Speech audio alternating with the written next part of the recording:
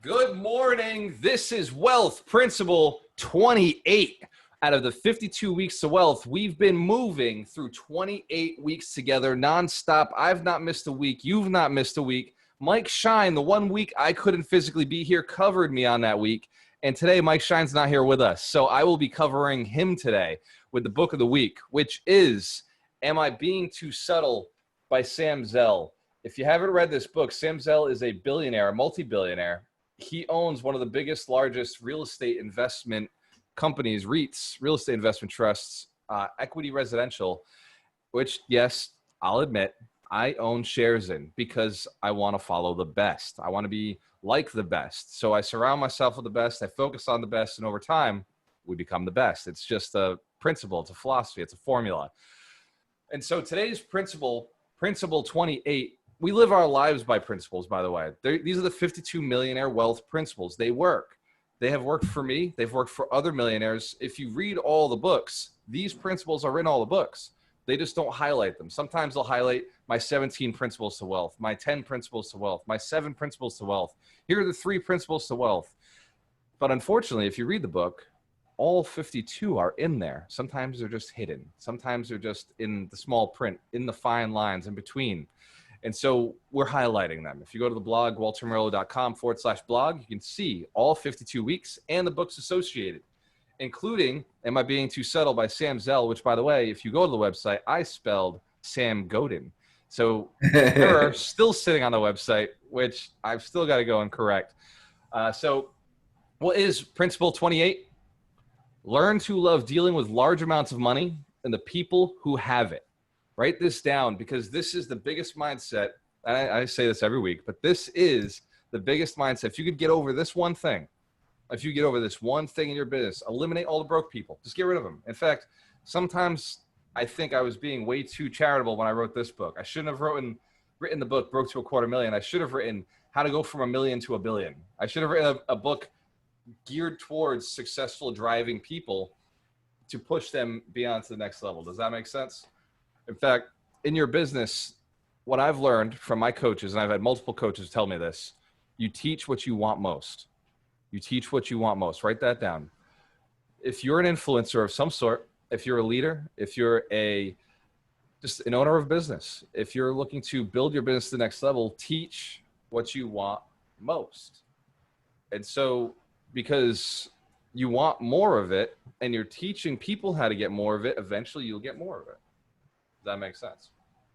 So here's the other side of teach what you want most, which is solve the problems for people who have the problems that you want. I know it's a complicated sentence, but solve the problems for the people who have the problems that you want. Now think about the biggest problem on the planet, right? Too much money. Too much money. What do people do when they have too much money? Whatever they want. Yes, I know. It's a tough life when you've got too much money. What do you do when you got too much health? Too much. You're in too good a shape. Too good a shape. What do you do when you have too much love in your life? Too many good relationships. It's just too much. Can't take it all in. Is this making sense? Those are the problems you want to solve. When somebody has too much of something. The problem of solving people's lack, well, you would end up in a world of lack. When you surround yourself with lack, you get more lack, right? Stephanie, good to see you. We see Terry Wager jumped in as well. We want to not live in a world of lack. Instead, we want to phrase that properly. We want to live in a world of abundance. So if you want to live a better business, serve people who already have an abundance mindset. If you want to collect a commission, who here has ever collected a commission or has been in a business where a commission was accepted or collected or suggested? Yes. Excellent. Most of us, we're entrepreneurs and we understand that commission is better. Commission is far better than wages, and commission and wages are far better than unemployment because that you can't change. So with the goal to get more commissions, sometimes we have this little anxiety around asking. Anybody ever experienced the anxiety around asking for what you're worth? Knowing you're delivering a killer product, knowing that you're amazing and you're just overdoing it. But then after some of us serve first before we collect. Afterwards, you just choke on the ask choke on the clothes? Ever happen to anybody? Yes? I'm not the only one. Good. Excellent. So here's what I'm asking you to do. Work with people who want to pay you already. Just shift your clientele to people who will pay because people want more, right? In the coaching world, I've decided I no longer work with real estate agents who are broke in their office getting free training. I used to think that's where the money was because I was surrounding 25 people every time. I walk in, 25, 45, 100 people. I think this is the room. This is the room. And then I'd walk into an event that we ran with 7 people or 11 people and close the same amount of people as I would have if there was 25 in the room. The difference was that I'd pulled them to the room promising investment advice. The other room, I just showed up promising donuts. We see the difference. Donuts don't, if they're attracted by the donuts, they're probably not your client unless you are a bakery, in which case the donuts are working. Don't stop that. It's working for you. But for everybody else, if you got to attract them with free food, if you got to attract them with donuts, the people who came for the free food, those are probably not the people who are buying. The people who came for information about how to build their business, grow their business, improve something about their business, improve their life, those people pay. And they don't necessarily have a way to gauge on whether what they're paying for is worth it or not until they've paid. Does that make sense? They pay first. They have to, right? I was a real estate agent, and you can look at what I do right now. You can look at right now, even you'll see the shift over the next couple of months as I go and implement this lesson again. I still, as I teach these, I implement them. Is it okay that I'm still growing? I'm still, even though a multimillionaire, still looking to get to Millionaire? Cool. It would be embarrassing if I wasn't, right? How can I be the guy teaching if I'm not going to that next level? And so I'm going to implement this over the next couple of months. How do I go after the people who have the biggest problem? Too much money. I want to serve that audience, and I want you to serve that audience. Look, most of you have been with us for a while. Most of you are in the mentorship program. Hands up if you're in the mentorship program, been through the mentorship program, are a coach in the mentorship program, are still in the mentorship program, or have graduated the mentorship program. Cheers. I love each and every one of you. Ron, now that I've got all our beautiful faces up here in front of me, you can bring everybody else in who has yet to join the mentorship program. Look, I see some cool names. I got Aaron Tatro, Alan Knowles, Aaron Rubgott, Brian, Craig, Danielle, Elizabeth Miller. These are our friends. These are some champions. Let's see. When you get Aaron Tatro in here, I got to say hi to him. There he is. Aaron, good morning, my friend. How are you, brother? I've got some good news for you. Aaron. Well, hopefully he's listening. Hopefully he's sitting back there. I know he's got 2 kids, so he's probably running around with his kids. So I was at conservation board meeting this week. I was volunteering in the city, and I was in this meeting about the pier. Somebody had driven some pylons in. They shouldn't have driven the pylons in, and they didn't get our permission. So we were like, yeah, no, not going to happen. Ken Fiola comes in. He says the same thing. He says, look, I don't know what they're doing, but it's not good for the city. And afterwards, I went over and said hi to Ken and his wife, Carol. And we were just talking about investors in the city, how, what we're doing is the right thing to do, how we're raising rents, we're improving the city ourselves just by being investors here and investing and doing well. And Aaron came up. I said, Aaron's doing phenomenal, right? Big investor. And they said, no word of a lie, oh, Aaron's amazing. His business is amazing. He's ethical. He's honest. He does so good for the city. And so seeing his name on here, I love it. So Aaron has a phenomenal business. He runs Fall River Pawnbrokers, which is actually not exactly serving the people with the most money, but what he's doing is he's serving people by giving them money, right? He's giving them the opportunity to have money for a short period of time or reinvest, do whatever makes their lives a little bit better by taking that money and rolling it, doing something. Sometimes you just got to pay the bills. Anybody ever experienced that where it made sense to just pay the bills for a little while, just treading water? So he has a company that serves a lot of people, but then he's taken that money and rolled it into real estate. And he's done it home. He's done it here in Fall River. And he has over 400 units now. And he's actually a model to society, right? Great father, great husband, great friend, great investor. This is something you can aspire to. You don't have to get there, but if you get close, would it improve your life and the community around you? Yes, I agree. So thank you, Aaron, for jumping on with us. Today's lesson for everybody who just jumped in is Wealth Principle 28. Learn to love dealing with large amounts of money and the people who have it. And Aaron's a perfect example of somebody who does have access to money, does have a desire to, he's got a problem. He's looking to invest in more real estate. He wants to double his portfolio. And so when Aaron texted me and said, hey, look, I want another 100 units, another 400 units, I took it seriously. I let our mastermind who are cold calling know, hey, we got a big portfolio that we're looking to put together. And everybody's hunting. Who here is in the cold call mastermind? Who's ever cold called, looked for properties? Yeah, we got the buyers. There are people who are looking to buy right now in this market, same as me, same as Ron, same as Mike Shine, who's not on the call right now, Ryan McDermott. There's so many people. I know Melanie's hunting right now. She's looking to buy. Kim's looking to buy. Melissa's looking to buy. Brett is looking to buy again. And Aaron is looking to buy more than all of us combined, 80-20 rule. There'll always be somebody in the room bigger than you, yes? Serve those people. Serve those people. I was at a closing yesterday, and this is another example. And the gentleman's a multimillionaire in the city, and he sold us a property. And I asked him, what are you looking for? Because I always ask the richest people I know, write this down. What are you looking for? You meet somebody rich, meet somebody who's, wealthy, right? I don't like the word rich because rich implies that all they do is spend their money, right? They just spend their money, spend their money, spend their money. Whereas wealthy, to me anyway, implies that they invest their money, that their wealth is paying for their bills. Their wealth is giving them the funds that they're using. And so you can't tell a wealthy person from a rich person, except for the way they talk. Because a rich person and a wealthy person could drive the same car. They could wear the same clothes. But the conversation from a wealthy person will be all about you. And the conversation from a rich person will be all about them. Dead giveaway. Does this make sense?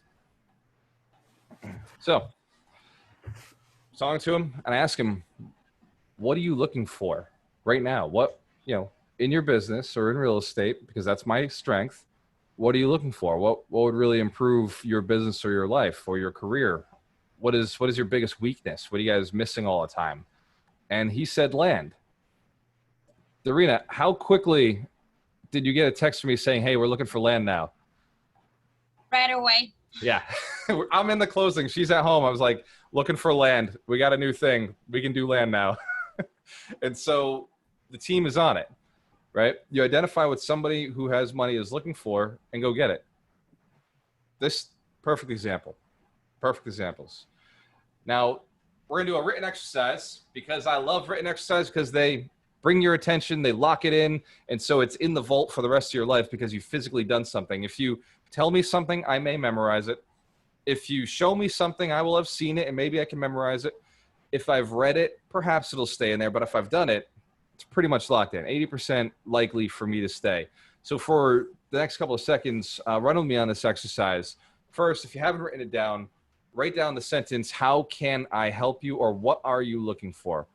Instead of how can I help you, because they may not have qualified you yet. They may not trust you, so they may not give you the right answer. They may qualify you wrong. What are you looking for? What will improve your life? What will move your business forward? What are you looking for? Write that down. Write that down. And now there's a whole bunch of people that'll come into your mind, but there's probably one person who'll be most in line with you. You may have never met them. You may know them already. You may not have jumped on this opportunity or capitalized on this ability, but think of a person who is above you in wealth, maybe really far above you in wealth, or relatively close to above you in wealth, but you know this one thing, you know you could contact them. This is what separates them from the multi-billionaires of the planet. You know that you could contact them. Either you have not, or you have, but you have the ability. So you know that within reason it's possible. Think of somebody right now. Excellent. That is wealthy, that you would like to know, that you would like to spend some more time with, that you think you could learn something from. They've built a business or a lifestyle around something that you want to build your business or lifestyle around. And so think of that person and then imagine asking them this question. What would you like? What are you looking for? What would improve your life? What would get you to the next level? Do you have another level? Where are you going next? You know, I understand where you're at right now. Where are you going next? And if you don't understand where they are right now, maybe start the question with that. Hey, how's everything going? How is your business? Where are you looking to go with your business? These are suggestions for a good conversation.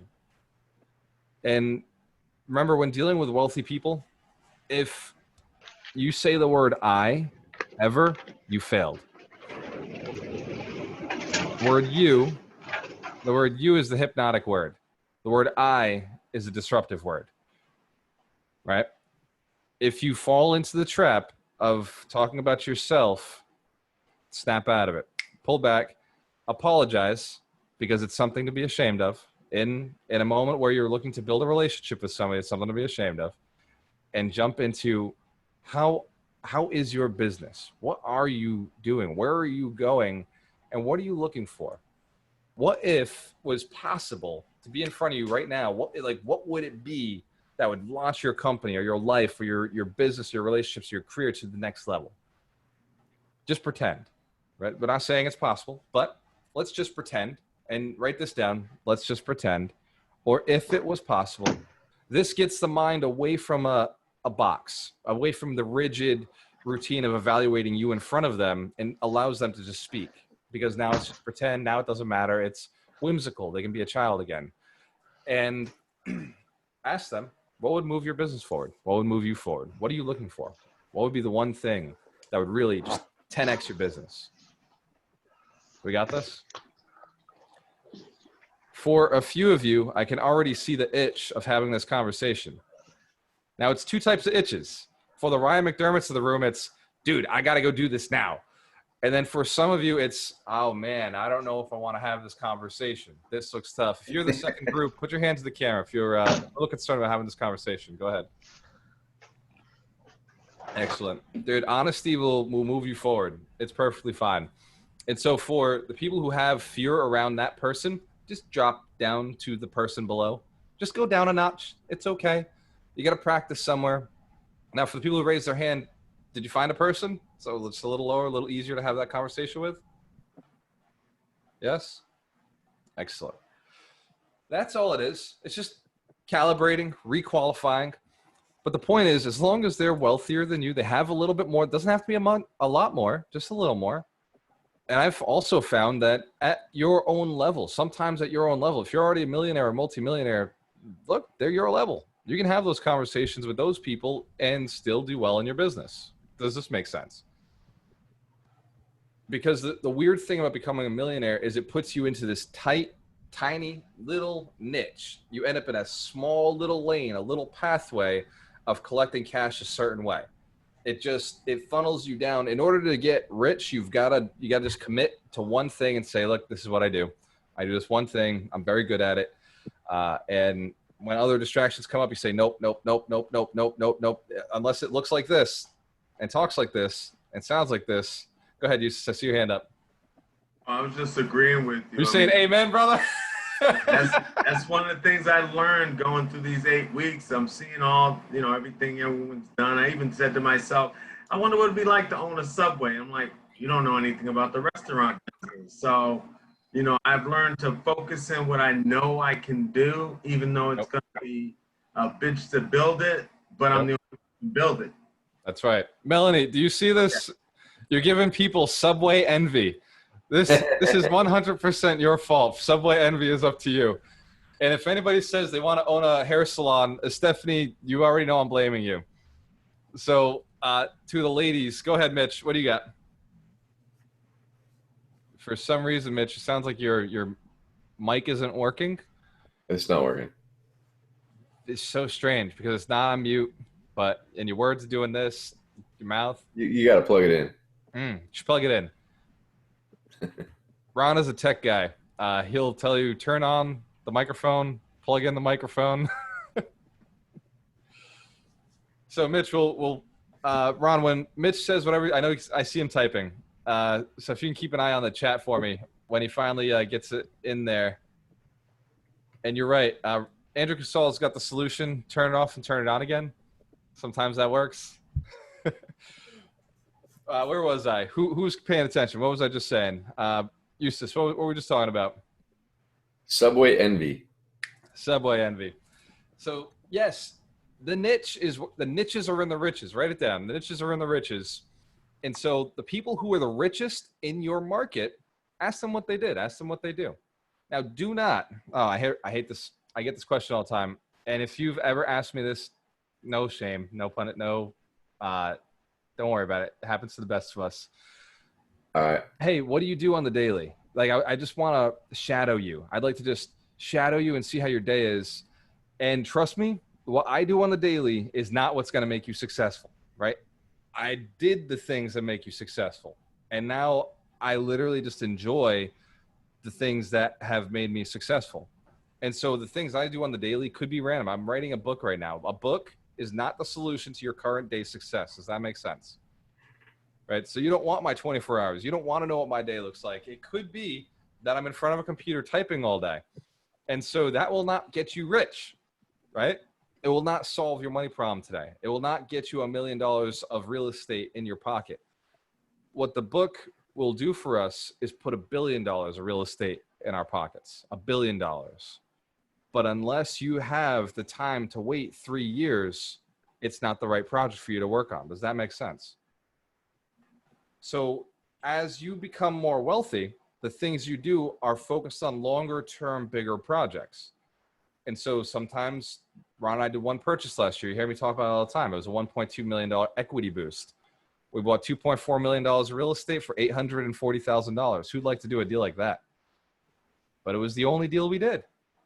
Did we need any other deals? Not to hit our goals. We were fine. And so identify somebody in your marketplace, in your business, whether it's a Subway, whether it's hair salons, whether you're a contractor, whether you're a real estate investor, a real estate agent, a financial advisor, if you're an engineer, if you're a therapist, if you're an artist, right? We got Roger Williams. Roger, I got the shirt in. I wore it yesterday. So thank you very much. So if you're, no matter what your business is, if there's somebody doing it better than you, you need to go check them out. There is no competition. There is no competition. You may talk to them and find out they're a complete dick. Well, that's not the one. Okay. There's plenty of other successful people in your industry, right? At Fall River, I've got some amazing competition. Yeah. Trainers, teachers, partners, affiliates, people I can work with, right? And then I've got some people who cannot stand me.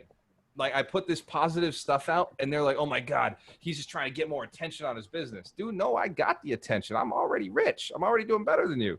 Like, this is not why I do that. This is for improving the community. This is for improving more people's lives. But they'll say, like, I've been at the restaurants and they say to me, and this is okay, by the way, you will, as you improve your business, you will find some people who are haters. Those aren't the ones you ask the questions to, because they're going to assume that everything that you're saying is to get ahead of them. They're going to cover and hide secrets. Those are not the people to ask questions to. So these people, you'll identify them. They say, wow, I see you doing that. Yeah, you must be good for your business. Probably not the ones, right? When they say, I see you going out there and putting out that message, I really like what you're doing. That's good for the city, or that's good for the community. That's good for the business, good for the industry. Those people believe in what you're doing. Those are the ones to ask, hey, you're way more successful than me. How did you get there? Right? What is your principles to success? Or start with the intro conversation. Instead of showing your need, show your seed. What is it you're looking for? What would move your business to the next level? Thank you for showing some interest in me. What would move your business to the next level? Is this making sense? Because here's the side, like, unfortunately, sometimes your competition will feed you bad results. Sometimes your competition will lie. Sometimes they'll say, yeah, I just do this. And it's not what they do for success. Has anybody ever been tempted to throw somebody off the trail of success before? It's okay. Yeah, I'm not going to judge you. When I was younger, starting this earlier, I was tempted, right? Not the coaching program, for sure. By then, I was definitely in the right mindset. But early on, when it came to being an investor, you could not convince me to get on stage and share my secrets with people. That was not going to happen, right? Like, no, because I got to keep them here, right? That's how else am I going to get my competitive edge? And it was like, I've been sharing everything, every trick, every tactic, every strategy is recorded. It's live. It's out there. And yet I've only gained my portfolio. It's only grown. It's only increased in size. I've gained exactly what I wanted, and nobody has ever taken from me. In fact, people I've taught have said, "Do you want this deal, man? I feel like this is a good one. Like, do you want it?" And I would never take a deal from somebody who wanted it more than I did, right? Right. I've had people like Ken brought us the condos. He wanted it, but didn't know how to swing it, and he was like, "Hey, do you want this?" That, like, imagine if I didn't teach. Imagine if I didn't train. Imagine if I didn't care enough about his business, right? And so think about that person right now. Write it down. I'm going to reach out to them today. And if for some reason your way of contacting them cannot be done on the weekend, then Monday. Anybody got somebody they couldn't contact on the weekend? Brett, who the fuck are you trying to reach? A doctor? What do you want? Like the guy who runs the bank? We're available. Colin Kane is very difficult to reach on the weekends. All right. Okay. I will definitely agree with Colin. It's tough to reach in the weekends. But you've got access to him all week long. So you've got a very good in. So let's cheers to Brett Reed and to the Canes brothers, who I've learned quite a bit from. These guys manage 1,400 units in Rhode Island and Boston. They own Peregrine Group. And by far, if you want to learn how to run a property management company the right way, and man, I don't care what their tenants say, like the tenants they've evicted or the tenants that were not doing a good job being good tenants, treating the rest of the people in the building respectfully. I've talked to their tenants that live in their buildings and are thankful that they manage them. Their buildings are clean. I've sold some of their buildings for them.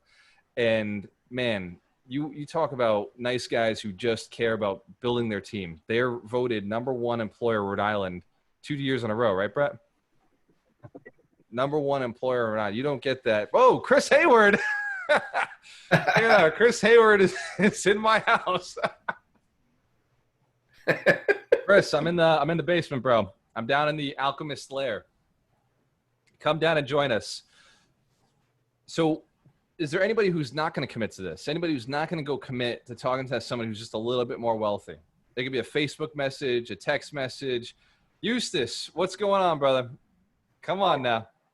I misunderstood. You said who are not going to do it. I thought you said who was going to do it. I messed you up, bro. I honestly, I think you just like jumping on the camera. You're just like, yo, bring it in. So Eustace will commit.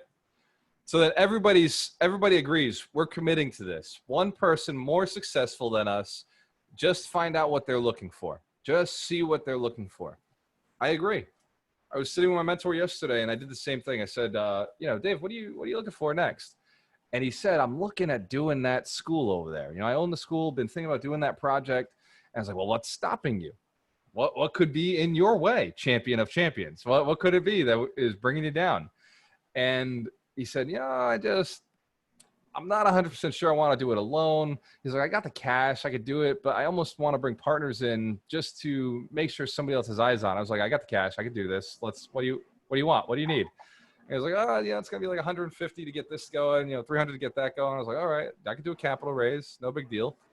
And afterwards, there was one thing removed from in front of him, right? One thing removed. And so whether or not that moves forward and I jump in on that deal or not, I've helped somebody who's richer than me with just eliminating one more thing. Does that make sense? You don't always do it for gain. You do it just to see if you can help somebody out. Sometimes, now we're going to do it for you. Imagine in your business, in your life, imagine what is that one thing you could do this year, this week, this month, in your business, in your life, that would 10x your income. There is a thing, I assure you, because somebody out there is doing it. What is that one thing that would jump you to the level of income that is 10 times more than what you're making right now? What is that $1 million deal? What would a $1 million deal look like, right? I've done a deal, 1.6 million. Would 1.6 million be 10x of your net worth? For some of you, yes. Right? And so there are people doing those size deals, those size activities that could 10x your net worth. And if I did 2 deals of that size, 32 million, 3.2 million, that would be bigger than most people current net worth. And so by 10 times, would it be reasonable I could do 2? Ron, feasibly, could we do 2 of those deals in a year if the deal was there? If we'd hunted for the deal? Yeah. If we were looking for it, he knows we would find it, and then we would do it. And in 1 year, we could bring in $2 to $3 million from 2 transactions, 3 transactions. Is this making sense? So then if it's possible, what is it for you? It's key to know what it is for you to move your business, your life, your career, your family, your relationships, your health to the next level, 10x, 10 times. What is that one thing? Write it down. Just take a second, 30 seconds, write it down. Write down who the person is or what the activity would be. And you don't have to understand the how. I'm talking about the what. What is it? And if you don't understand how to do the what, that's okay. We don't all have to have it all worked. I didn't know how to buy condos until I bought them all, until a month before. And so it doesn't have to be a how, the what. Yes? We getting this? Any problems with it? Any issues with it, coming up with it? Everybody's able to do this exercise pretty easily. This makes sense? Excellent. You are a smart crew. You guys have been doing this for a little while. You have been in the community for some time doing these exercises. Have the exercises helped? Do you think this exercise will help? Oh, yeah. Excellent. That said, Sam Zell's book, he wrote the book, Am I Being Too Subtle? Has anybody ever read it? Am I Being Too Subtle by Sam Zell? Very nice. So Sam Zell's I got to admit, it was a recommendation by you. I made it 6 months ago. What'd you think of the book, Terry? What'd you get out of it? I love that guy. It's amazing. And I think the big piece is stop thinking you're actually saying what you mean and start saying what you mean. Yeah. Nothing's going to happen by being subtle. Nothing's going to be happening by hinting. You have to go do it. And so Sam, he talks about how his family was being chased around Germany and the country, and he was they were Jewish and they had to leave, right, because they were being hunted. And so they eventually came to America, and his family was not as successful as they were back home because they just didn't have the language. They were stuck in an old mindset in a new country. But Sam figured it out, right? He always had a drive, always had a hunger, because he felt like something was missing in his life and he wanted to get that extra stability in his life. And so he built a multi-billion-dollar real estate company from this desire to do more, to always grow, to always be changing. And what he found is that he's gotten to the point in life where, like, I don't want to be soft. I don't want to be gentle. I just want to be clear. Ken, who's this beautiful girl next to you? That's my oldest daughter, Lily. Good morning, Lily. And we're down here in their homeschool classroom while they're playing, listening in. So they're kind of listening in the background, absorbing some of all the wisdom you have to share. Then I will watch my language. Thank you, Ken. Thank you, Lily. I love it. Give these guys a round of applause. Ken Hoffman is a killer. He just joined our mentorship program. He already owns a 6 family in Fall River. He's an engineer and looking to develop more of his skills as a real estate investor. Just got his real estate license, passed on the first time, and is a father of 2 beautiful girls, great husband, married his high school sweetheart. How do I know this? Our one-on-one coaching session, and we got to hang out with a little bit of cigar time. So Ken got a little more than the rest. So again, give Ken a round of applause. Love having you in the community, brother. You're awesome. Now, Sam Zell, he's got a point. And the richest people I know have said this. Look, I don't suffer fools, right? Warren Buffett says it. I don't suffer fools. I'm rich enough to the point where I don't have to work with people who don't make me feel good, right? These are pieces that these billionaires are letting you know, look, if it's a bad person, get rid of them. This is not random advice. You've heard this before. You've heard, get rid of the bad people in your life. Get rid of the broke friends. Get rid of the people who don't care about your business, who don't care about you. Yeah. Billionaires have done that, and they're billionaires. Like, they've gotten to the point where money doesn't make you a bad person. Money just makes you obviously who you are. Money gives you the opportunity to do the things you want to do. And so you can learn a thing or two by reaching out to people who are richer than you, by attempting to serve those people, by asking what they're looking for. Learn to love dealing with large amounts of money. Learn to love it. Learn to get comfortable with it. Ron wrote yesterday a $71,000 check for the company. And I looked at it and I thought, meh, $71,000, whatever, not our biggest check. Not the biggest check we've written, not the biggest check we've cashed. And that's a cool feeling because we're comfortable with dealing with large amounts of money. In the beginning, we just played with it. We just played with the idea of large amounts of money. Could you pretend to have large amounts of money? Could you do it? Yes? We'll see. We'll see. I find that adults have a harder time. Lily has a better chance of pretending to have a couple $1 million than an adult does, right? For you, you have to put in some work. For Lily, she's like, yeah, just numbers, just houses. She could draw them out right now. For you to envision, hey, there's Ron. Ron. For you to envision having that money fan, having all that extra cash, right, will be tough.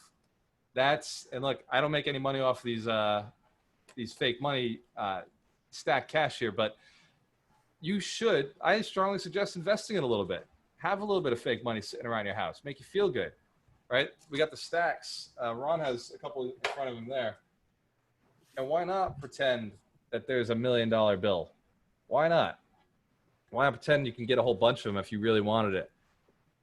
Why not pretend that there's a Donald Trump $1,000 bill, right? Of course it's gold. It's Donald Trump. And it's $1,000. Imagine if I only had to carry these in my wallet. If I put money in my wallet, the stupid things like this, right? If you put a couple $1,000s in your wallet, it pads out. Who's ever tried that? Who's ever put a couple thousand in their wallet and realized that's uncomfortable, right? It is too much. And so as inflation increases and the dollar bill goes down in value, we're going to have too many of these things. We got to switch over to the 1,000. We should get a 5,000. It'd be a lot easier to do transactions with. We go back to doing cash transactions, which they definitely don't want, which is okay. I don't mind the debit cards, the credit cards. It makes it a lot easier. The wires, man, just take a moment for technology. The stuff that we can do today to collect money, to gather money from people that we're serving is so freaking easy. Our tenants literally go on to an online portal and money drops in our bank account. I don't have to walk around with a gun. I don't have to go knock on doors. Of course, the community has changed too. Social media has made the world safer, right? I know because some of the landlords who were landlords 20 years ago tell me it was not like this. Like sometimes being a landlord was freaking dangerous, right? Like you did have to carry a gun and you did have to be careful. You have to go meet people with a buddy of yours to make sure you were collecting rent safely. And now social media, if anybody got crazy, you pull your phone out there like, oh, hold on. I didn't mean it. Sorry, where is it? That's on Twitter. I got no followers on Twitter. If it was on Facebook, you'd be in trouble. So with social media, you're living in a safer world. You literally are. And yes, could people bully you online? Of course. I mean, unfriend them, unfollow them. What have we learned? Get rid of these people. Could you go and remove 100 people from your social media today and feel better about it? Do you think you got 100 people you could cut out? Stop waiting. Get rid of them, right? My social media is full of awesome people. I've gone up to 5,000 friends a bunch of times. I've cut down to 3,200, and I've got 3,200 killers that are awesome people on my Facebook page, and I know I've got to get rid of a few. Does that make sense? And so I only follow 46 people. There's only currently 46 people who are in my feed constantly that I follow. And then if you see me liking your stuff, it's because I manually went to your page. I had to physically type in your name and manually go to your page. And that's why I like your posts, because I'm only following the people who are richer than me, who I know can pull me forward. Does that make sense? I don't care what level you get at, that's what you need to be doing. The next level of people following that Dream 100. Has anybody read Traffic Secrets by Russell Brunson? Yeah, the Dream 100. Unfollow everybody else. Stop feeding into the crap. Stop feeding into the garbage. You're looking to build a big, good life for yourself. Get rid of the distractions. Get rid of the people who aren't moving you forward. Then surround yourself. Learn to love having large amounts of money. Here's a fun one you can do today if you got $300. If you got $300, go to the bank. They close at 12, so hurry your ass up. Hurry your butt up, Ken. Sorry. Go to the bank, grab 200 hundos. Take your money, transfer it into 2 hundos, $200 bills. 20s will not work here. And then ask them for $101 bills. Ask them for a stack, right? Lily, you can make sure daddy does this. You're going to go and you're going to get $200 bills and a $100 stack of ones. And then you're going to take the little band around it and you're going to go get you a little hair rubber band or elastic band, something that can wrap around the money. Or you're going to make your own. You cut a little piece of paper and you're going to glue it on the back side. And then you slide the 100 on the front and the 100 on the back. And look at that stack. You just look at that stack. And that's supposed to represent $1,000. Do you think you could do this? I'm sorry, 100 hundreds, that's $10,000. It's going to represent $10,000. And do you think by holding real money in your hand that looks like $10,000 for a moment, if you close your eyes, if you just fan it, but make sure you're always seeing the 100 when you fan it. Don't look for the ones in between, but you fan it right. Do you think you could imagine that you're holding $10,000 cash in your hands? I know adults, this could be tough, but you could envision this. You could do this. It's a $300 exercise that at the end of it, the $300 is still yours. You still get to have it. You still get to keep it. And you can go and do whatever you want with it, or you can do what I did with it. I stacked it in my safe as if it was my $10,000 that I was now protecting. I stacked it in my safe as if it was my $10,000 that I was preparing to invest. And then the next month, I did the same thing because money was tight back then. Money was tight. This was the year I made $17,000. And so money was not easily, it was there. I just didn't know how. My mindset was stopping me. I was blocking me. Brett Reed, tell your girlfriend she's amazing. Saw her hand come in there, save you. Awesome. And so, yep, I know. Look at that. Drinking from the mason jars, got the water going. Perfect relationship.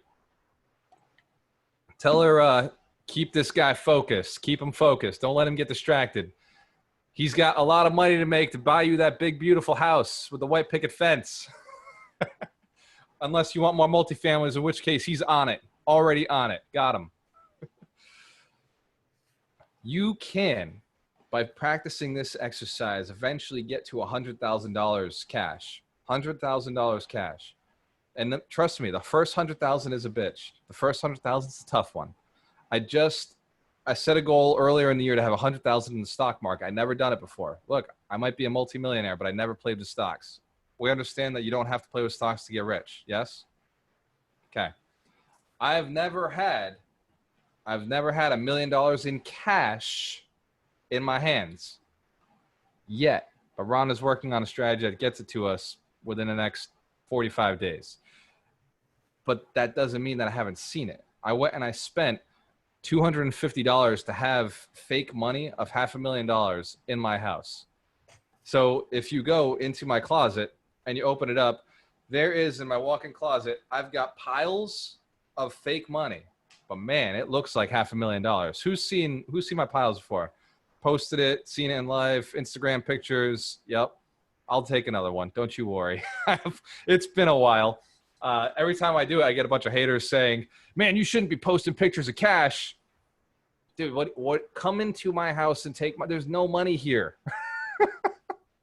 I'm a millionaire. My money's in real estate. Well, the money's not at my house. That's fake money, but it makes me feel good. And if it makes you feel good, you'll go earn it, right? So who cares what anybody else thinks or says? If you can visualize that you have those stacks, if you can see it in your mind what it looks like.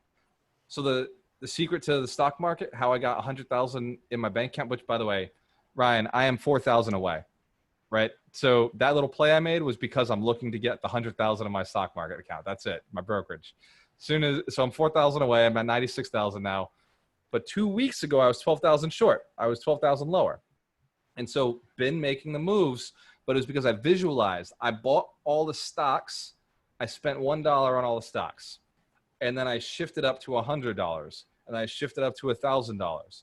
And then I printed it out and I went and wrote the zeros because I know what that would look like. Does this make sense? Created the stock account with $10. I did not need more than $10 to create the stock account, stock brokerage account. And then I put $1 of each share. I bought fractional shares, $1 of each share. And then I went up to $100. Then I went up to $1,000 of each share. This is $10,000. You don't have to go that far before you do your vision board. I went that far. You can put 1,000. You can do it with $1. Then you just got to write the zeros afterwards. And so with $100 bill, you just add the 3 more zeros. That gets you to that goal. So it was 10,000 of each share. I wanted 10,000 of each stock. These are stocks that I really liked. You got to like them. You got to believe in them. Do not pick losers. Well, let me reframe that. Pick winners. Pick stocks, pick companies that you really like. And if you can't figure it out, ask Ryan for some advice. Ryan McDermott, can you just throw your hand up and put your information below? Ryan is a financial advisor. He's an alchemist. He's been through our mentorship program. He's one of our coaches. If you want to learn about the mentorship program and you want to know if this is the right thing for you, ask Ryan, right? He's proven that it works. He's been in the system. He himself is a coach, and so he has a lot of ability. But if you want a little bit of advice on stocks, ask him one-on-one. Don't ask him in a group setting because he can't answer any questions. But if you want to know what's good for your investments, go ahead. Ryan, is all that accurate? Yeah, that's all accurate. And I think the big thing too that I think we're really good at is kind of teaching you how the financial system works. And as dollars come into your life and go out of your life, there's all kinds of ways that you can lose dollars, through taxes and also through excess of fees from financial institutions. And we basically teach you where all those holes are and how to plug them. And so that those dollars can remain in your life. And then you can do fun things like invest them in stocks in Tesla and in multifamily properties. So happy to chat with anybody. I'll put my contact information in the chat. Absolutely. I love it. And Ryan, I do want to introduce you to Aaron Tatro. I think that your product that you introduced to me and Ron the other day would actually be valuable. So there are ways where you can actually take cash, drop it into stocks, then do asset-based lending. So you can take your money and run it into real estate, even though it's making money in stocks.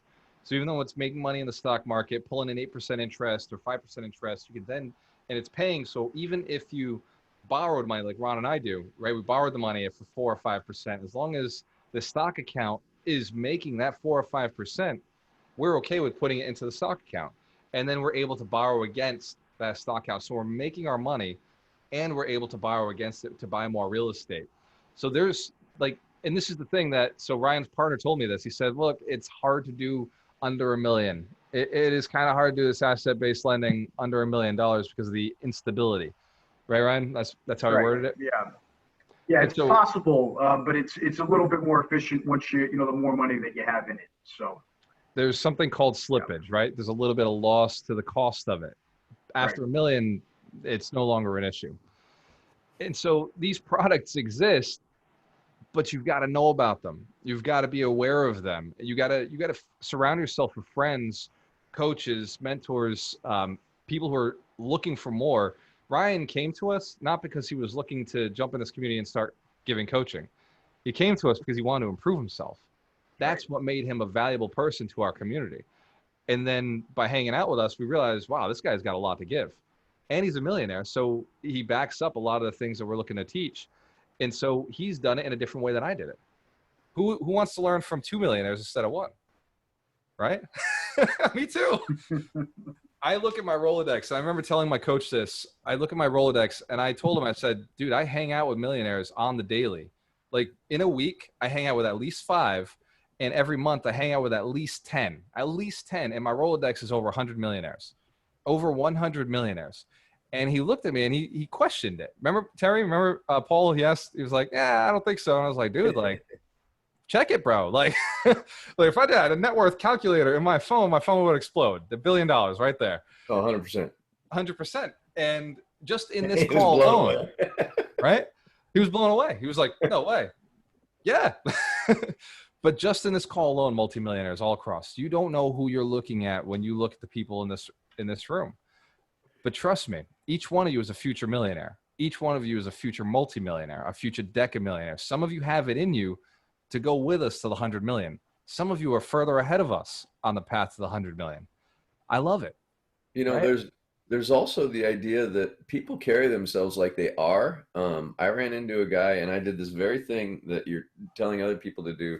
And he hit me with the number he's making right now. And my freaking jaw dropped because it was so small. Yeah. And I was like, dude, you need to work with me. And he got this look on his face of utter shame. Shame. And he's like, I can't afford you. You can't afford me? You can't afford me? I'm not that expensive. So this is the right for any good coach. Your retort to that is, if you can't afford me, then you need me. That's what I said. Exactly what I said. Anyway, You can't afford me. That's exactly why you need me. so this week, I want you to take inventory. Take inventory of your friends. Take inventory of yourself. Take inventory of your life. Take inventory of your goals, your why. Why do you make the money you make? Whether it's 40,000 or 400,000 or 4 million. Why do you make the money that you make? Like, what is the purpose behind it? If it's a good purpose, awesome, it'll pull you forward. If it's not, you won't feel as motivated to go and do it again, right? To do it 10 times bigger, to do it 100 times bigger. We're asking a lot. If the why is, well, I just want to get rich. Oh, I just want to have more. Well, that's not enough. It's really not enough. I'm telling you. Why do you want to get rich? Why do you want to have more? That's it. You got to know why. You got to, that they're not the answers. They're not the finished product. So I That's am a not, pretty good reason, Ken. what did Kim say? Ken, he's pointing to. Yeah. I was pointing Lily. at my daughters over here. Yeah, That's, exactly. That's a pretty good reason. That is my why. My That family is- and other people's families too, because I've seen lives change Yep. with my 1-6 family, with how I've improved that property. I've seen how it's made a positive difference in so many other families' lives. Yes. And being able to provide and improve that community in that area. And thank you, by the way, Ken. You make our city better. So give Ken a round of applause. He's investing in Fall River as well. Appreciate it, man. I love seeing other landlords be successful here. And if you're a landlord in Fall River, there's anything that's coming up as a block, or it's slowing you down or stopping you, or you're having an issue or you're concerned, reach out to me. This is my city. I am 100% about making sure you guys do better here. If you're looking to invest in the city, let me know. Shoot me a text. This is near and dear to me. I want to make sure that you guys invest well. I want to make sure that you're making money so you can keep investing, reinvesting, fixing your buildings, fixing your curb appeal. I want the city to be a really nice place to live. I think it is right now. I live here. I love it. And I know if there was more of you, more people like you investing in Fall River, more people with your mindset of improvement, of growth, of accountability, of self-discipline, of making sure that your tenants have a good, safe, clean place to live that they can feel proud of, that you have a building that you can be proud of driving by it, then Fall River would be unstoppable. And at one point we were, and we're building that, we're building that momentum. There are landlords on this call right now who are a major contributor to that factor. And Ron and I aspire to be the same. You know, by the end of the month, we'll have 60 units. We'll be pushing hard to make sure they're cleaned up, turned around, looking amazing, just like the rest of the portfolio. And having you guys on this mission with us, there's nothing more rewarding. If you're serious about getting to the next level and you don't know how to do it, I'm going to take 30 seconds to sell the mentorship. It is gualtermorello.com/mentor. If you can't afford the $1,000, then you need it. And that is how I'll sell it. And if you haven't gone and checked out the page, look, we over-deliver, I promise. We'll give you more than you expected, I promise. I've been told by Ken Hoffman that it's a $10,000 program. I've been told by other people that this program changed their lives. If you're somebody in the program right now and you feel like you're moving forward, hands to the camera, feel like you're doing well, it's improved you in some way, thank you, because you've improved me. You've helped me build millionaires. You've helped me tweak. You've helped me grow a little bit and figure out how to get people to the next level. So each one of you is a beta test for me. So I appreciate it. You guys are helping me get you to the next level. And for everybody who stayed in it, who stayed in the mastermind program, who has stayed coming to these Saturday events, even though You've already gone through the boot camp. You've already done the 8 weeks, and you're still here with us. We appreciate each and every one of you because you add value to this community. You've now grown as your business grows, as you're reaching out to other people, as you're helping other people move forward. You're helping them understand that this is real. You know what my biggest problem with teaching people is? They don't think it's possible. They think I'm special. They think that somehow I was unique and that, oh, because you were born at this time, maybe it's because he's got the shiny head, like who knows what it is, but like something about him makes him special. No, trust me, real estate is a very, very rewarding business, and you don't have to be smart to be successful in this business. In fact, most businesses, I would say, are super rewarding, and you don't have to be smart to run them. You just have to be dumb enough to do the same thing over and over again. Does that make sense? You have to almost shut your brain down and shut that creativity down and just do the same boring thing that's made you money over and over and over. And that's why you'll see the millionaires who are super successful, and you'll be like, wow, they don't have a college degree? No, man, because degrees don't make you smart. Degrees make you educated. And educated does not equal money. Does that make sense? What equals money is discipline. What equals money is common sense. Do what paid you last time better for more people. Do what paid you last time better for more people, right? And that's why hourly doesn't work, because you can only do 24 hours in a day. But if you were to do hourly and you wanted to do better and more for more people, you would make more money. You would just be using somebody else's hours. And that's what a business is. Does that make sense? Yep. Excellent. Give yourselves a round of applause. Mentorship, it's $1,000. It's expensive if you're not looking to become a millionaire. It's cheap. It's dirt cheap. It's practically free if you're looking to become a millionaire. Does that make sense? Excellent. If you have any questions about it, Darina, Darina, can you put your number in the chat? This way people can just reach out to you. And I would put mine, but I am writing a book and I have a priority to make sure that you guys have this information. So instead of having it all in my head and very difficult to get to, then I'm putting in a book that you can buy for $14 that you can go and read and have at your own leisure. Does that sound like it'd be a lot of value? It's the hardest thing I've ever done. So excellent. It's almost 250 pages. We go into how to evaluate deals, not just any deal. I go into it multiple times, how to evaluate multiple times. Look, skip them. I don't care, but I'm doing it so that you have the resources. If you're looking to wholesale, how to evaluate. If you're looking to flip, how to evaluate. If you're looking to do multifamily, how to evaluate. I talk about how to find the deals, how to get the deals themselves, seeking them out, marketing, all sorts of different marketing strategies that we've used that work are in this. Free ones and paid ones, 2 separate chapters. I took the time to separate it out.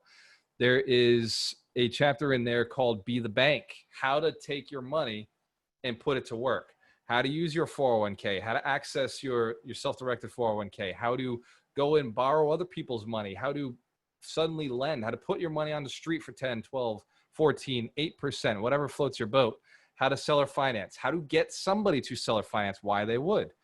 Everything that I've used in my business, I've put in there. I've put things that I don't currently use that I thought were great ideas. Airbnb is in there, but you don't see a lot of it. I don't put a ton of belief or depth into it because I don't think it's a good business to build an entire business off of, but it's a flavor. You know, it could save you in a situation. So I'm telling you, this book has been so much work, but it's going to save so many people so much time. So that is why Darina is taking any questions about the mentorship program. Mentorship, I'm 100% dedicated to. I still do it every Monday. We're going to do this every Saturday. Every Wednesday, I'll be working with investors, teaching agents how to work with investors at 6. Every Monday and Friday, Darina is still running the Wholesale Mastermind. We're finding people deals. If you're an investor and you want more deals, jump in, introduce yourself. We are hunting for you. If you are a wholesaler, you're a real estate agent, you want to learn how to find more deals off market for your investors, good, do the right thing. Join us. We want to keep this business flowing. I can't build millionaires if there isn't inventory. And so what we're doing is hunting for inventory. Does that make sense? Millionaires are made by buying real estate. It's that simple. Buy it, hold it long enough, one day sell it, and make somebody else a multimillionaire, because the real estate will continue to go up in value over time, over the long term. Does this make sense? Yes, I have a goal, 100 millionaires. I want it done quickly for the next 2 to 3 years. I want to do it fast so I can do it in a year, so I can do it in a month. It's not an ending goal. It's just a time frame squeeze, just like you saving your first $10,000 to save your first $100,000 to then make $100,000 in a month. It's just do it first. Maybe it takes longer, but as you do it, you get better at it. Valuable? Yeah. Excellent. Terry, big takeaways. Big takeaways. I actually had a question on your book is really what I was wanting to know. All right. On your book, are you taking those different pieces that you're teaching and putting in the appendix so they're easy to use, or are they going to be chapter by chapter? Excellent. So I've actually split up the book into 5 sections. So I've got Alchemist Mindset. I've got Get the Deal. I've got Get the Money. I've got Get the Be the Bank. And at the end, I have Become an Alchemist, which is how to network, how to connect with everybody, how to get referrals off of everybody. And so 5 separate sections. And within those 5 separate sections are the 29 chapters. And right at the beginning of the book, I have it broken down so that the chapters are very specific about what they teach. And what I could do, what I saw Brandon Turner did in his book, is because I've broken it down very similar. Where I have subsections within each chapter. Right. I could actually put that in the chapter glossary in the beginning to say, hey, this is a section within this chapter, which is probably a great idea. Thank you, Terry. Yeah. No, I think about that when I'm writing mine. Is like my publisher was saying, you have all what you're teaching, but it's not really. Some people can miss it very easy, and so put out breakout sections or put it in the appendix of what it is. And so it was really good advice. So when you were saying that, you were mentioning so many things that I would want when I was doing some kind of deal, I would want to be able to refer back to. So that's why I asked. Absolutely. As far as takeaways, the thing that you said that I do and I really like is always ask, no matter who it is, what are you looking for? And what the big one is, what's the next level for you? Yeah. Because people love to talk about themselves. What's the next level for you? And there is one I will always use whenever I'm talking to no matter who it is how can I help? Yeah, absolutely. And this is the thing, Terry has the confidence to pull that off, right? Get that confidence, get to that point where you can say, how can I help? And some people will discard you. That's fine. Strengthen it. No, trust me, I'm willing to do this. Yep. I'm willing to do what it takes. How can I help? What is it that I could do? And don't accept anything less. If somebody says, oh, you don't really have the skills, don't accept that. You can get the skills. You can get the education. You can get the time. You can get the money. It's all possible. So if somebody says, oh, well, you got to have $1 million to get into this investment. Well, okay. Well, let's say I did. What would you do with it? What would the ROI be? How would it work? And go ahead, Eustace. Sometimes it's good to practice, especially if you're nervous. So you may want to talk to somebody who don't want to work with, who basically, no matter what, I've met people that have money, but their character, I don't want to work with them. Yeah. What I'll do is I'll practice how I'm going to talk to somebody I do want to work with. So it's a no-lose situation because you're only practicing. But when you get to the person you really want to talk to, then you develop the confidence and understanding of how you did the first time. And don't tell anybody this, but you can record it. But we're a two-party state, so when you record it, you're recording it for yourself. Don't play it for anybody else. You can get in trouble. Yeah. But you kind of want to hear how you sounded and how the response was, and you can start working on correcting how you're approaching people. Yeah. So Eustace, if you've taken DISC, anybody on here has taken DISC profiling, Eustace is a high D. He operates this way. He can handle criticizing himself, hearing himself recorded, adjusting, tweaking. That is a gift. If you're more critical on yourself, get tougher. Eustace is right. Yeah, right. Look, this world will not get any softer, will not get any more gentle. But I promise, if you accept that you are the absolute reason for all of your results, then on the other side of it is you are the reason for all of your results. Just one little change. Like you just saying, you can dial in what you said, dial in your tone, dial in your stance, your posture, your confidence, your words. And with those little changes, you can make a big difference in your life. If instead, it's like I have friends who are afraid to hire people right now. They're like, oh, well, everybody I hire is just, they don't want to work. I think anybody on here, if I offer you an opportunity to make 100,000 this year, you jump on it, right?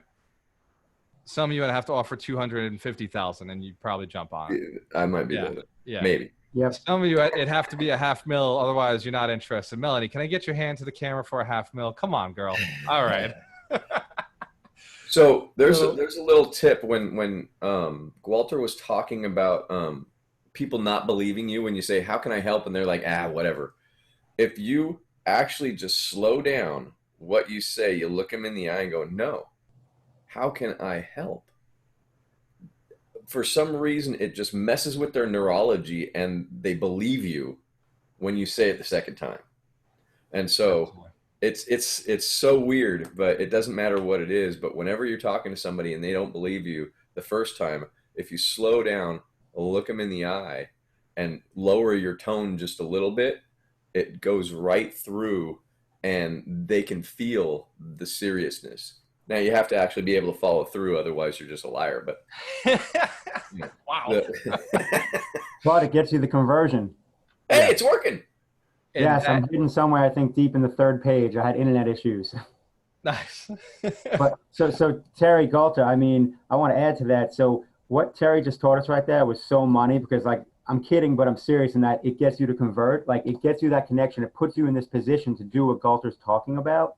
Mm-hmm. And I think the majority of this room probably hasn't actually physically experienced what Galter's talking about. You know, talking to someone that's like much larger, much more successful, whatever it is, and being able to get that feedback and have those conversations.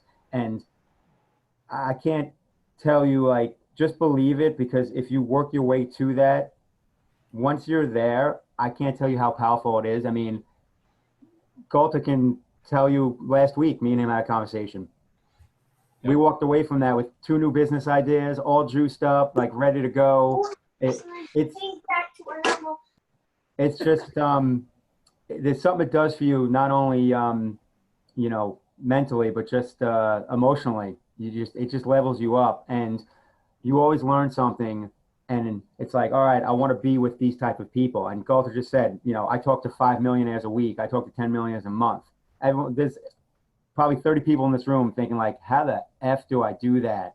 Well, it starts with going to that first person and doing exactly what Terry said. Look them in the face. How can I help you? Yeah. Yeah. Well said. Thank you, Terry. Thank you, Mitch. Give these guys a round of applause. These are some of our coaches. They help us out in the mentorship program. I appreciate you guys, everything you contribute and everything that you do, and the levels of success you've created for yourselves and create for other people. You guys are definitely an inspiration. It's an honor to work with you. And what they're saying is so true. When I started, I was just like everybody else. I didn't know a single millionaire, not a single freaking one. And I was at Johnson & Johnson working as a 1099. I was contracting, jumping from job to job. And one of the women that was there, she told me that her husband was a millionaire. And I remember my whole brain froze. Everything about me was like, this is a priority. I don't remember what I was doing that day. I don't remember what my job was. I just remember that she said her husband was a millionaire. And I looked her dead in the eyes and I said, how? Like, what do you mean? Like, you're a normal person like me. How is he a millionaire? And she said, oh, he owns 3 houses, one in Florida, one in Boston, and one on the Cape. And they're all paid off, and we live in whichever one we want. And I was like, that doesn't, no. Like, how is this possible, right? It just didn't make sense to me. And she said he was a property manager, and he, you know, used to own a lot more. He had 100 units, and he was doing some flipping, and that, you know, over time, he has these 3 houses paid off, and that's how he chose to keep his wealth, was through these 3 properties that he rents them out. He rents the one in Boston out, pays for all the other ones. And every so often he'll rent the one in Florida, rent the one in the Cape. And they typically live in the Cape, but his one in Boston, he has a little 1-bedroom with his other two apartments that are 4 bedrooms each. And he rents all that out. But that 1 bedroom he keeps vacant for himself in Boston. and he keeps the Cape most of the time. And after a little while, I said, I got to meet him. Like, I don't care what it takes. I'll pay for lunch. Like, you know, like, and she's like, yeah, of course. I love you, Walter. Come on over. So I drive down to the house in the Cape, and you wouldn't believe it. This guy wore sandals and shorts and a polo. He could have been Ron Bowling. He literally, like Ron Bowling walking across the yard, just like him, except no eye watch. You know?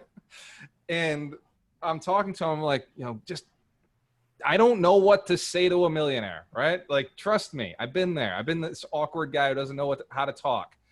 And I was like, how do you do it? Well, yeah, I used to work hard.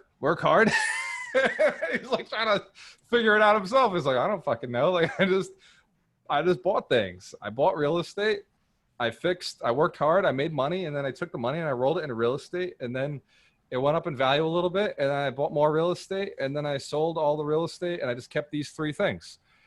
And I could have stopped there and done what he said and been rich. Does that make sense? This is how simple this business is. Buy, maintain, keep it, sell, keep a few. That cash flow the best. Every investor ever has done this. They buy a bunch, sell the ones they don't like, keep the ones that are making the most money, pay them off, live off of those properties. We could do this, yes? It took me 3 more years before I bought my first rental property. 3 more years. And then it took another year before I bought my next one. And it took another year before I bought my next 3. And then the next year I bought 8. And then I lost count. I just buy a lot. Last year we bought 24 condos. They were one single individual, and we bought them at one time. So, but it sounds impressive when I say bought 24. Yes, I get credit for 24 deeds closed in a year. So it starts small. It starts with meeting that first one, meeting that first guy. I got his cell phone number. Do you know what? He came to pick his wife up from work one day and said, oh, he's going to stop by and pick me up. And I was like, oh shit, like my chance. Wow, can I come and like walk you to your car? And it was an opportunity. And he took the time to explain cap rates to me, which to this day, I'll admit, I forgot everything he said as soon as it came out of his mouth. Has anybody ever explained cap rates to you? Capitalization rates? It's super simple, makes no sense. But but he explained it to me, and I thought, man, like real estate investing is complex. This is a really tough business. There's some math here. I've got to learn what these cap rate things are so that I don't seem like a fool next time I talk to him. And I never looked up cap rates. I didn't look them up for 2 more years, and I was embarrassed to go back and talk to this guy. Don't let that happen to you. Learn from my mistakes. Yes? Know the lingo.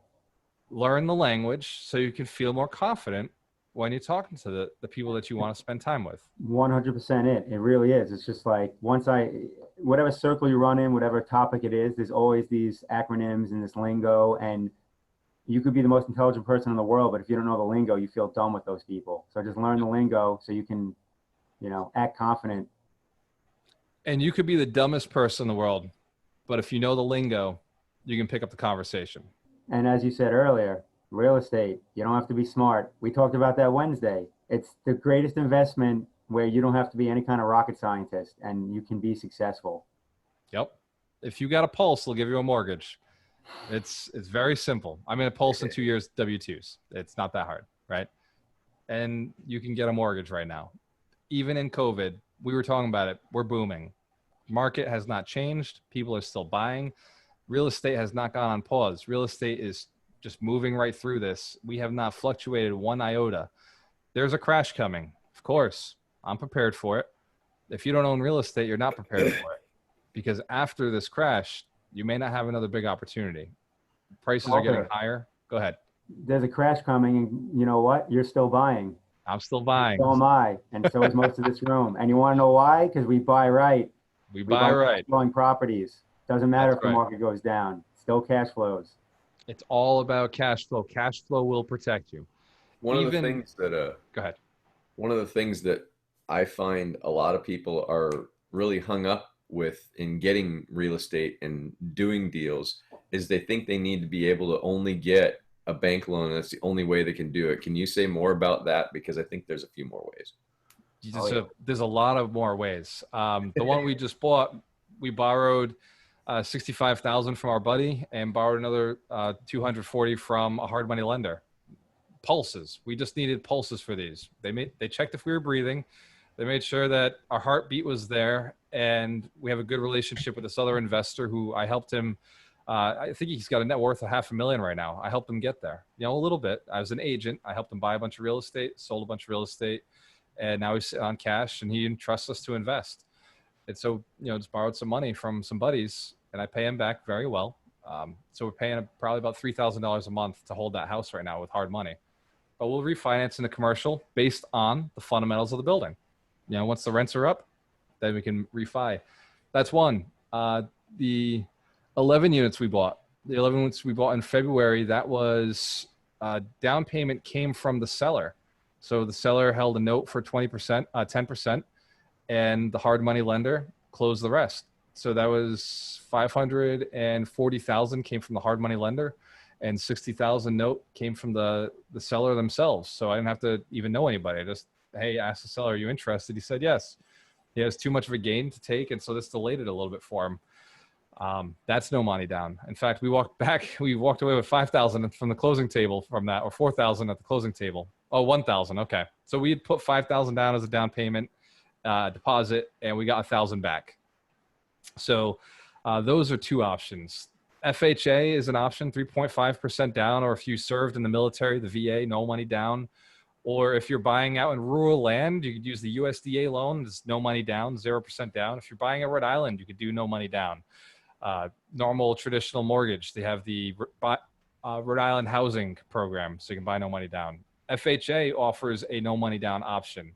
If you just take a little bit higher interest rate, they'll wipe out your down payment requirements. So there are a bunch. Some of these requirements, the better the deal, the better the interest rate. Yeah, you got to show a little more skin in the game. You got to show better credit. You got to show more money down to buy the house. You've got to show W-2s. But some of the other ones, they'll charge you 12% interest. You can buy anything you want all day long, as long as the numbers work on the property. As long as they look at that and they say, yep, reasonable equity in the property, easy to flip. Sure, that makes sense. So the better the deal, the more financing options you have. The worse the deal, the less options. So by how many options you have, you can decide, is this a good deal or not? The banks will let you know. Terry, does that answer the question? That's a few options. There's a lot more than that. Oh yeah. The thing that I was asking, which is what you answered, is I'm looking for people on here to kind of open their mind to the fact that the bank is not the only way to do it. Yeah. There's many ways to get to where you want to be. And the more we open our mind to the possibilities, instead of saying, oh, I can't do it, say, how can I do it? Yeah. And how can we do it? Now we start getting into asking those questions. And that's what this group is all about, is to answer those questions. That's right. So thank you, Terry, for the insights, for the questions.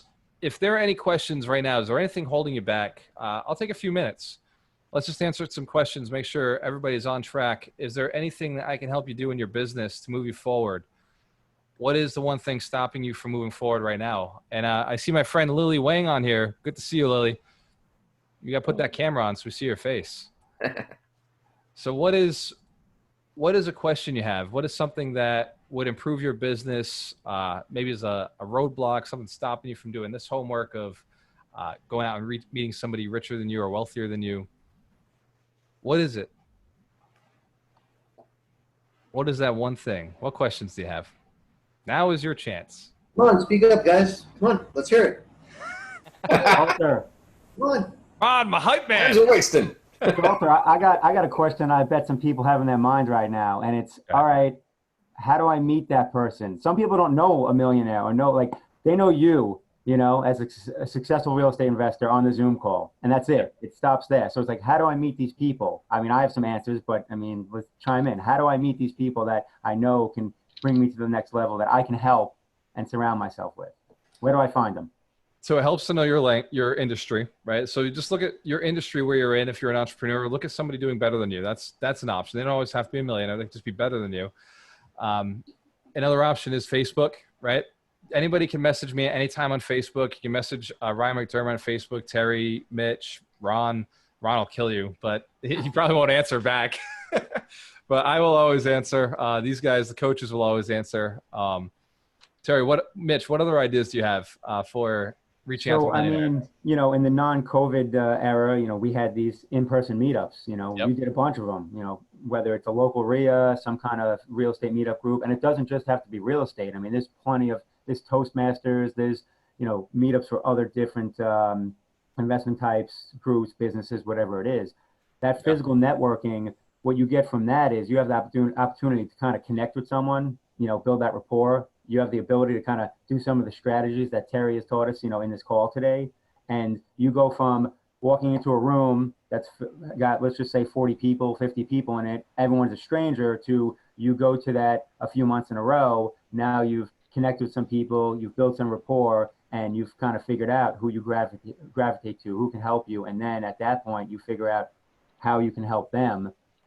And then hopefully from there, develop a relationship. Next thing you know, you're having coffee with that person, you're grabbing lunch with that person, and you're having these conversations, kind of like the conversation me and Galter had this past Wednesday, where you're basically figuring out, how do we do this bigger? How do we do this better? Yeah. And that's really it. Like, it's that simple, but you're so scared. You're like, why is this person going to talk to me? Yeah.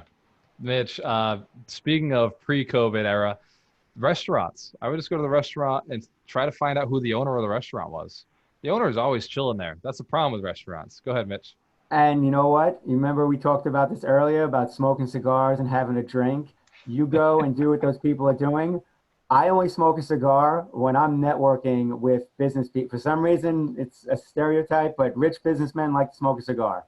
So guess what I go do sometimes? I go smoke a cigar so I can sit with them, talk to them, absorb that knowledge, and maybe do business with them. Look, I'll tell you why. Because cigars are $12, and then we're only drinking whiskey and bourbon, which again, another $12. So it's a $24 per hour conversation.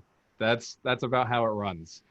And so it's I'm going to say something about that, because I do not smoke and I do not drink, but I still will have those conversations. So you do not have to let that stop you because you don't do those things. 100%. It's really about walking in there and saying, hey, I have value. I want to connect with this person. I have picked up the phone. I have searched out and find phone numbers of people who I want to talk to learn how they do what they do. And I call them up. That, hey, you don't know me, but I know you and you're amazing, and I want to know some information. At the same time, I want to help out. Yep. And you know, however you have that conversation, it's really about being of service in your mind to them. And you know, when we worry about how we're coming off, we've lost already. Yeah. So it's just, you know, I'll call Walter and go, if I didn't know him, hey, I see what you're doing. It's amazing. I want to be a part of it. How can I help? That's actually exactly what he said. So that's 100. I remember this conversation. We just happened to know each other when I did it, but we knew each other. But it's amazing that's exactly what you said. That's exactly how the conversation went. And so, yes, it doesn't matter, man. Like, fuck, like, I don't know how to say this in a way that will get through to everybody, but I want you to go and do this in your life now, because these people put their, like grandfather used to tell me this all the time, they put their shoes on one foot at a time. Nobody's jumping right into both feet, right? Like, you put your pants on one leg at a time. We all do. I don't care how rich they are. I don't care how big their empire is. Man, find out where they hang out, go hang out with them, right? If somebody tells you they go to a certain restaurant every day, you go to that restaurant, you wait, and you see them across the table, you smile, right? And you wait until they're getting up, or while they're waiting for their food, right? Not while they're eating. That's rude. But just jump in there. You make sure to stop by, say hi, right? Get familiar with them. And eventually they will know you. Ask about them. Hey, send them something. Send them a drink, right? My best investments are not the drinks I bought for myself. My best investments are the drinks I bought for other people. Very true. Go ahead, Dorita. And then Terry, yep. Yeah, I was gonna say, like, when I just began networking, I didn't know what to say or how to present my value. But in order to approach, I would do a little research on either their achievement or maybe a hobby, and I would begin that conversation like, hey, I noticed your company was listed in a business magazine, and I want to congratulate you and just chat with you for a moment. And everybody likes compliments, no matter what disc profile you are. It's flattering, and if it comes from genuine attitude, then they're more open to talk to you. So like a little bit of like a compliment, like a little bit of background on the person that you want to reach out to, makes them more open. Like, oh yeah, this person is serious. He already said something nice about me. Let me give back. And I found it very effective. And if I didn't have the money, I would just invite them for coffee. Yes. Coffee Yeah. works. What's up, Chris? Quality, you have some lovely money on your desk right here. Yeah, that's my Dude, my house has fake money all over the place. Yeah, right behind. Literally, you go into any room in my house, and there are stacks, just stacks. We live in abundance, and you'll have gold coins in the closets. Like, it's just something that makes me feel good. And tell me, Chris, doesn't it make you feel good? You see all the stacks in front of her desk there? Yeah, it's all right. It's not a bad life. So I encourage you to do it. Go out and meet somebody. Reach out to somebody maybe you know in the past, somebody who you're looking to meet in the future. Just send them a message on Facebook. They're easy to connect with. I'm meeting people all over the country right now. If you watch the the Alchemist Nation podcast, I've interviewed 76 people so far within the last couple of months. And many of them are millionaires. Many of them are multimillionaires.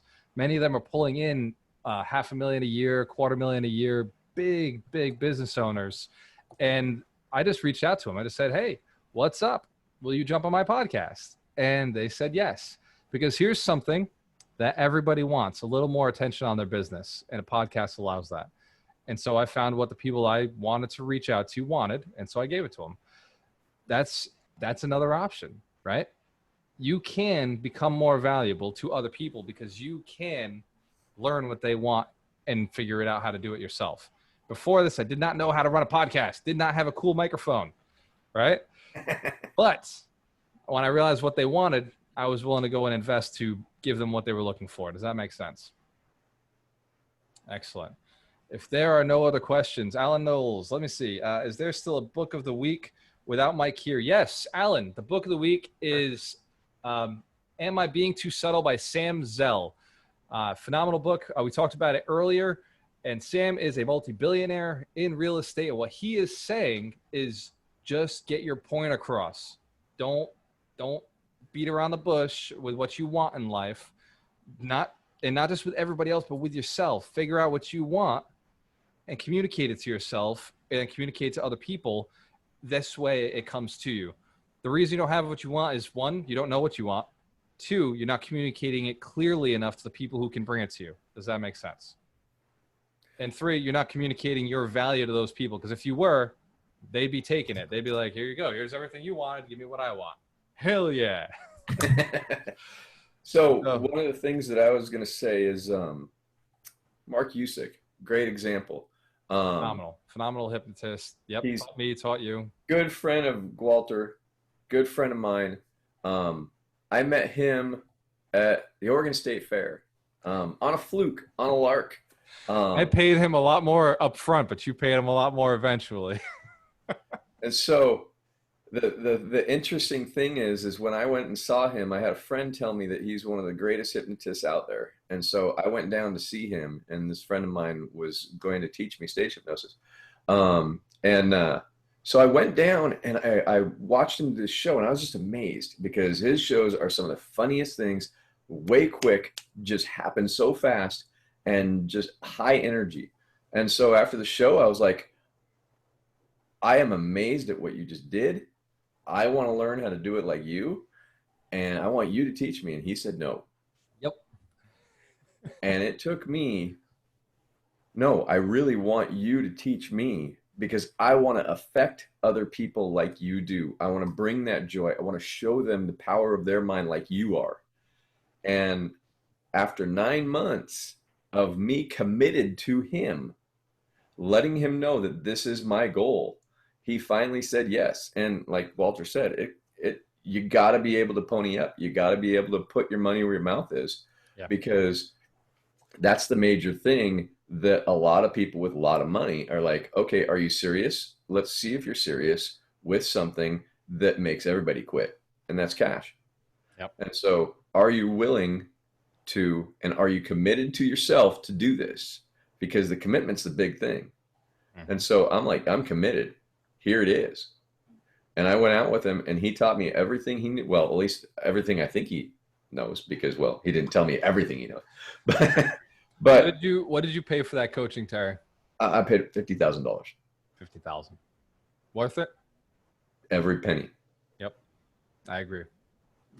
And the fact of the matter is now when I do shows, they are funny. They are on time. They have people rolling. Yep. And at the same time, I am super enjoying that part of my fun life. And so I make money having fun now, doing that when COVID isn't happening, because we're not doing it. I try to do a show over the internet. It doesn't work. Doesn't come through very well, hypnotizing people. No, but the point is, and to wrap it up for that point, is very simply, when you want to meet somebody and ask them how to get what they've got, you have to be committed. You have to let them know you're serious. You have to show up. You have to be in. Yeah. Because they will not waste their time on anybody who is not in, and they will test you. Yep. Oh, they will test you. I love Mark, man. And honestly, if it wasn't for those mentors out there who are willing to donate their time from like actual money, then I wouldn't be where I am today, right? Because a lot of the mentors I went to, like, I couldn't get their attention. I could not get them to work with me until I either brought them a deal or I ended up paying for a coaching program, because at that point, well, now it's worth their time, right? They've now committed to me because I've committed to them. And so there's a lesson to that. Either you're going to pay by going and doing something for them for free, or you're going to pay money that you've already earned to give to them for them to go and deliver. And at the end of the day, if you don't pick up the lesson, that's on you, right? For me, when I'm in front of a mentor, the way they say no to me could be the lesson, right? So when, like Terry said, 50,000, when I've paid for my coaches, or I've walked away from multi-million-dollar deals and handed them to some of my mentors and some of my coaches, I did it and watched them the whole time, listen to how they took the deal, listen to what they taught me, what they thought was valuable advice to me, what they thought was not what I thought was valuable advice, what they thought was valuable advice for them to teach to me, because it cost me a lot. And I wasn't going to miss a thing. I wasn't going to miss a single detail. And I'm telling you, just by being next to somebody, hearing the way they talk to the server, hearing the way they talk to the owner of the restaurant, hearing the way they talk to the person who greets us at the door, I learned from these millionaires all the freaking time, in every step of everything they do. Like, and choose your millionaires wisely. I choose the most genuine, nice, kind, like, people. So there's a few people out there. I'm sure there's millionaires out there who just got it because they just bought real estate, and that it happens too, right? It's easy to get rich in real estate. And so, go ahead. The thing about Mark and a lot of the people of his caliber and things, they don't need money. He didn't need 50,000 from me. He was fine. He's making his money in all kinds of different ways. He doesn't need it. But what he needed from me is the true commitment. Yeah. And it's that and I ask a little bit for, my money when I'm asking for money for a coaching program, it's not that much. And right. People get freaked out at it, but this is your commitment to you to grow. Oh yeah. This is how you know you're serious. And so if you're not in at my low amount, then where is your commitment to you? Right. And that freaks people out a lot. Like, oh, I don't know, man. There's a lot. So what you're saying is you're not worth the 6, 10, whatever grand it is that the program is worth. Right. And then they go, oh no, I don't know. And you have to really think about it. And the program's worth more, you just charge this. That's the thing. 100%. A program that makes you $1 million or a program that makes you $100,000 is probably worth $100,000. We agree? So Yeah. if you charge less than that, discount. So in fact, when I signed up with Paul, he said, what are you looking to make this year? I was like 300,000. And he's like, so if I taught you how to make that, would it be worth it? And yes, of course, obviously. There's something I wanted to mention at the beginning when I was doing the lesson, I forgot. So for everybody still on the line, you're lucky. There are two problems that rich people have and that poor people have. Two problems, only two problems that any person in this room has. And you always have these problems and they're fighting with different balance with each other. One is time and one is money. Because if you had more time, you could definitely get more money. And if you had more money, you'd be able to buy more time. We live in the thought universe, an energy universe. Just think of money as energy. That's fine, right? With more energy, you could have more time in your life. You would do things faster, get them done quicker, handle all sorts of stuff. You'd have more time. And so those are the two little battles that are always going on in your head is, oh, I don't have the time for this. Oh, okay, well, then go and spend some money. Now you have the time, right? You can pay somebody to do it, right? I pay people all the time, right? I don't want to write certain parts of my book. I go say, hey, go research this for me. Thank you. $5 later, Fiverr does it. And then now I got to clean it up. But I didn't have to do the research. Does that make sense? I haven't cut my grass in over 4 years. And I got a lot of lawns. Trust me, there's a lot of grass out there that somebody's cutting. I haven't gone and collected rents from my tenants in over 2 years. It's been over 2 years I've been having somebody else manage. And I think I haven't gone on transactions as a real estate agent. I'm still a licensed agent getting commissions from being a licensed agent, but I don't go on the appointments. I just have a conversation. I get you lined up and I connect you with an agent. Referral fees. I live off of referrals. There are ways to get more time when you got the ability to pay a little more money, right? And when you learn that balance, happiness. I boil it down to one problem encompasses all problems, including time and money, and that's their head. 100%. There's only one problem, and it's we listen to ourselves way too much. Yeah. I'm a little over halfway through getting this out. Quit taking your own bad advice, and how to stop overthinking and start following the brilliance of others, and at the same time begin to use your own intuition to move forward. It's really about the idea that all of our problems start right here in the falsehood factory of our mind. We just create our problems. I don't have the money. I don't have the time. I don't know the people. I can't do this. It's all bullshit. Yeah, absolutely. So I wanted to make sure I got that little piece of information out there. I start the book that way, that it's time or it's money. And it is a prison of your own mindset. Your belief around time, your belief around money is 100% your own prison, right? The effort that it takes me to earn $1 million is the same amount of effort it takes me to earn $1. Same amount of effort. I still have to go ask somebody who has it to give it to me and provide some sort of value for them that they perceive as worth it. And it's the same amount of transaction, whether I'm making a $2,000 referral fee off for an agent, whether we're selling the mentorship and we're making $1,000 off of that, or if I'm, collecting $800 off one of my tenants, or to sell one of the books, right? Make $4 off of the sale of one of the books. The dollar amount doesn't matter. It's the same amount of effort, whether I sell a physical book to you, or I sell a $1,000 mentorship program, or a $25,000 coaching program, or I sell a $300,000 house. Or $1 million property. It's the same amount of effort I put into that sale. Does that make sense? And so sell something more expensive to somebody who has the money to buy it. And do that often. Secret to riches. Yes? Yep. All right, ladies and gentlemen. It is always a pleasure, always an honor to be able to spend some time with some powerful people, alchemists, people thinking with an abundant mindset. You are an alchemist. The book is coming out. We will be here again next week to talk about Wealth Principle 29. Own 100% of your results. Because when you own 100% of your results, your results can improve dramatically, increase instantly. The book will be Extreme Ownership. The book of this week was Am I Being Too Subtle by Seth Zamzel. Samzel. Wow, I got Seth Godin written down over here. It's messing me up. He's got some good ones too. It's He definitely does, not he Seth does. Godin for Am I Being Too Subtle? It's Certainly not. Samzel. Am I Being Too Subtle? And so that's the book of the week. Join us in the 52 Weeks of Wealth every single Saturday at 10 o'clock. It's GualterMorello.com/live. If you're interested in the mentorship, send us a little message. Ask about it.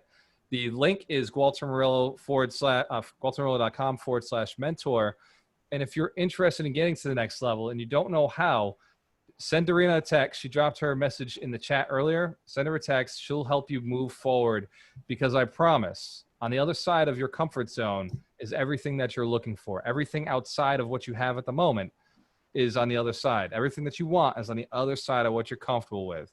If you ever worked out, you know what I'm talking about. If you've ever lost weight, you know what I'm talking about. If you ever got into a relationship that you thought was impossible, you know what I'm talking about. If you ever got that opportunity to work for somebody or be with somebody that you didn't think was possible, but suddenly you got that job, you got that opportunity, then you know what I'm talking about. Everything that you want is outside of what you know. And so if you want more, you're going to have to grow. Cheers to your success. When you have a choice, Always work with the Work with best. the best. That's it. Later, guys.